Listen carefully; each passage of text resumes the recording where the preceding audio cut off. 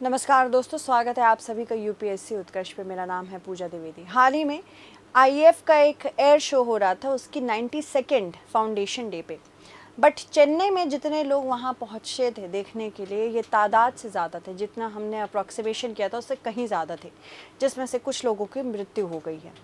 ये दिखाता है कि क्लाइमेटिक चेंज जिसकी वजह से हीट स्ट्रोक हुआ, इन्हें हीट स्ट्रोक की वजह से इन लोगों की मृत्यु हुई, और जिस प्रकार से भीड़ या तादाद बढ़ गई, ये भी बहुत बड़े रीजंस हैं कि हम शायद इतने बड़े इवेंट्स के लिए अभी भी तैयार नहीं हैं।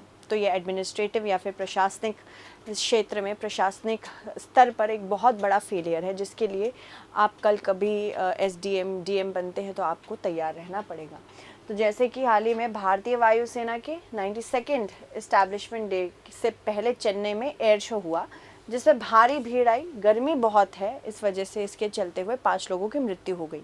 ये ध्यान रखिएगा, इस समय मॉनसून का रिट्रीट काफ़ी स्लो हो रहा है। जनरली तो ये होता है कि सितंबर के बाद से आप बारिश कम देखते हैं, बट अभी मॉनसून बहुत प्रोलॉन्ग्ड है। उमस या ह्यूमिडिटी या आर्द्रता, अभी भी नमी बहुत ज़्यादा है। तो भले ही टेम्परेचर बहुत ज़्यादा ना हो, फिर भी अगर टेम्परेचर ठीक ठाक हो पर ह्यूमिडिटी हाई हो जाए, इससे हीट स्ट्रोक होने के चांसेस बढ़ जाते हैं। कुछ इस प्रकार की भीड़ थी, और ये भीड़ ही वजह बनी जिस वजह से काफ़ी लोगों ने अपनी जान गंवा दी। एयर शो देखने के लिए मरीना बीच पर 12 लाख की संख्या में लोग जमा हो गए। भारी भीड़ और गर्मी के चलते 5 लोगों की मृत्यु हो गई, जबकि 200 से अधिक लोग बेहोश हो गए। इस एयर शो को देखने में जुटी भारी भीड़ के चलते इसका नाम Limca book of world record में भी शामिल हो गया। यह शो सुबह 11 बजे शुरू हुआ, 2 घंटे तक चला। हालांकि लोग 8 बजे से ही मरीन बीच पे पहुंचते चले गए, क्योंकि बेटर विजुअलाइजेशन के लिए लोग सोचते हैं हम जल्दी चले जाते हैं, जो कि नॉर्मल ह्यूमन नेचर है। इस दौरान तापमान 36 डिग्री तक पहुंचा था। इमरजेंसी के लिए 40 एम्बुलेंस तैनात की गई थी, लेकिन भीड़ के चलते भी वे भी निकल नहीं पाई। सैकड़ों लोगों को जाम से भारी सड़कों पर 3 से 4 किलोमीटर पैदल चलना पड़ा।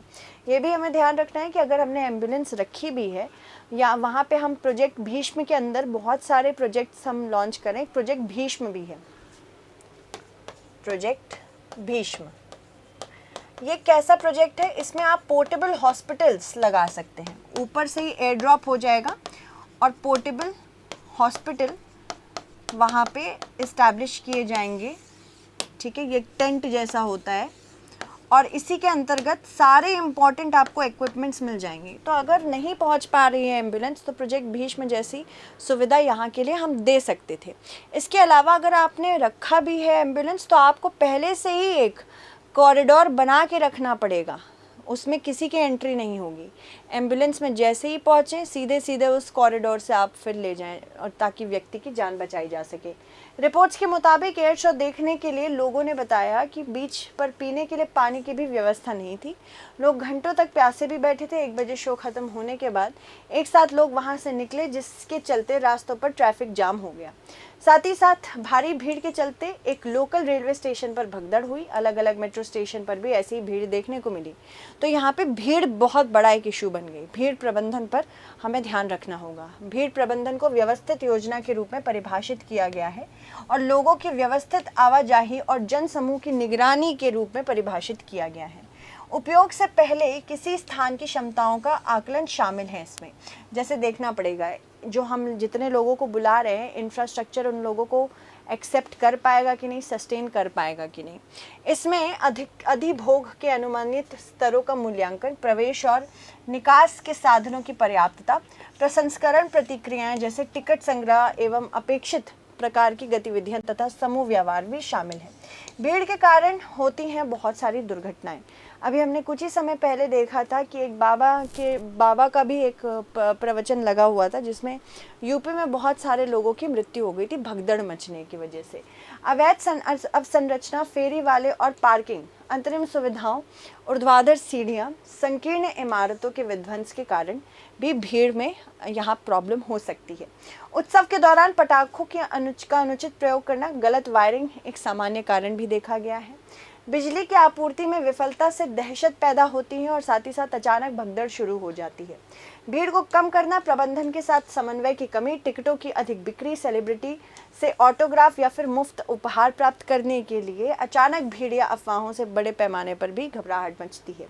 लोगों को अपनी गतिविधियों को नियंत्रित करने के लिए कम से कम 1 वर्ग गज की आवश्यकता होती है और अगर ये कम होता जाएगा, लोग आराम से हीट स्ट्रोक जैसी चीज़ों का शिकार बन सकते हैं। भीड़ में मरने वाले ज़्यादातर लोग सीधे खड़े होने पर दम घुटने से मरते हैं। अग्निशमन सेवा, पुलिस, धर्मस्थल प्रबंधन आदि के बीच में अपर्याप्त समन्वय जब होता है तो भीड़ बेकाबू भी हो सकती है। सुरक्षा टीमों की अपर्याप्त तैनाती के कारण आंसू गैस के गोले दागने का उपयोग करना पड़ता है। जैसे कि आप देखते हैं कि अगर हम बात करें क्राउड मैनेजमेंट की, सबसे पहले तो हमें कैपेसिटी देखनी पड़ती है। जिस क्षेत्र में हम क्राउड बुला रहे हैं उतनी कैपेसिटी है कि नहीं।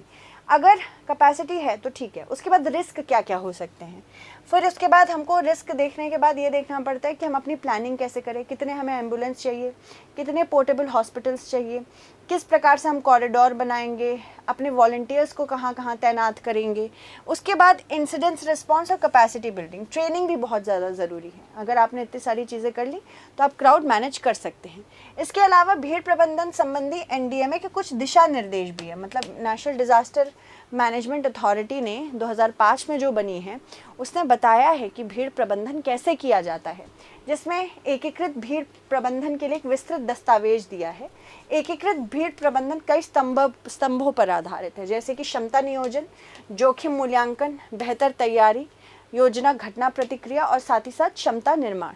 इसमें भीड़ की कतारें शामिल हैं, जैसे कि प्रारंभिक ध्यान सामूहिक सभा स्थलों के आसपास यातायात नियमों पर होना चाहिए। आपातकालीन निकास मार्ग मानचित्रों के साथ साथ आयोजन स्थलों के लिए मार्ग मानचित्र भी होना चाहिए, ताकि लोगों को पता रहे कि अगर उन्हें एग्जिट करना है तो किधर से एग्जिट करना है। इसके अलावा भीड़ की कतार को नियंत्रित करने के लिए बैरिगेटिंग की सुविधा होनी चाहिए। बड़ी संख्या में भीड़ एकत्रित होने की स्थिति में खतरनाक बिंदुओं को विकसित करने के लिए भीड़ पर लगातार निगरानी भी रखनी चाहिए।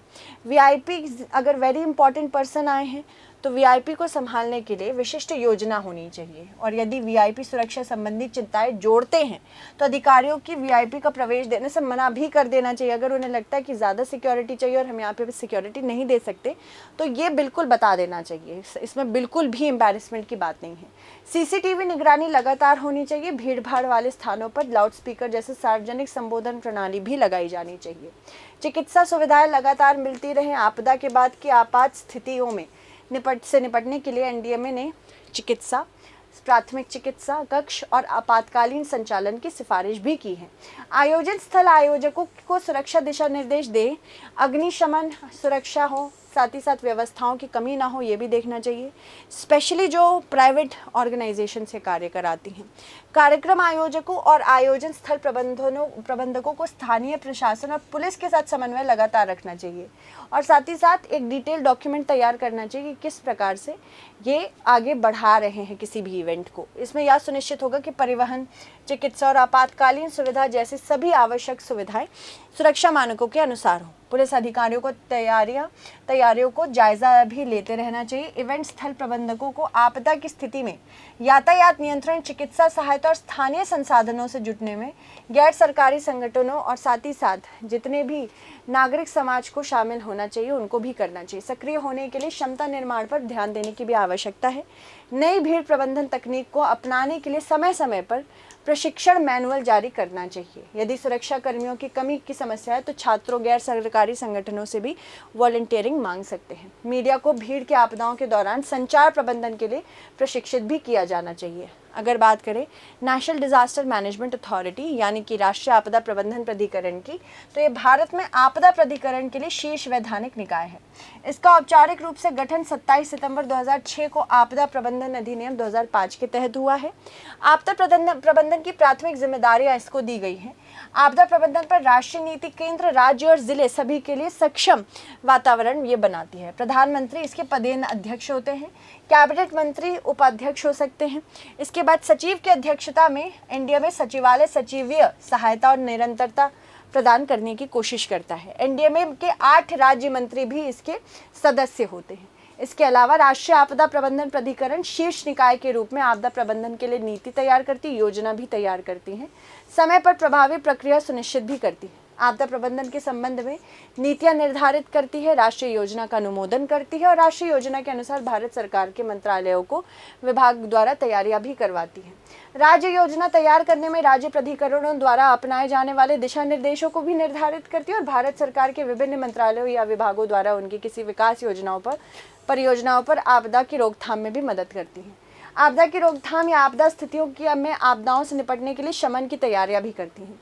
राष्ट्रीय आपदा प्रबंधन संस्थान के कार्यान्वयन के बारे में व्यापक नीति और दिशा निर्देश को निर्धारित भी करती है। तो एक मेंस क्वेश्चन इससे आ सकता है, देख लेते हैं। भगदड़ या भीड़ आपदा के कारणों पर चर्चा करते हुए भीड़ प्रबंधन संबंधी एनडीएमए के दिशा निर्देशों पर संक्षिप्त टिप्पणी करना है। इसके अलावा इससे रिलेटेड एक प्रीलिम्स क्वेश्चन भी आ सकता है।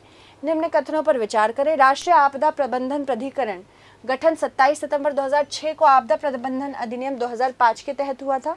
पहला स्टेटमेंट। दूसरा स्टेटमेंट, राष्ट्रपति राष्ट्रीय आपदा प्रबंधन प्राधिकरण के पदेन अध्यक्ष होते हैं। तो आपको बताना होगा इनमें से कौन सा कथन सत्य है। केवल एक सत्य है, केवल दो सत्य है, दोनों ही सही है या दोनों में से कोई भी नहीं। ठीक है। So thank you so much everyone, stay updated.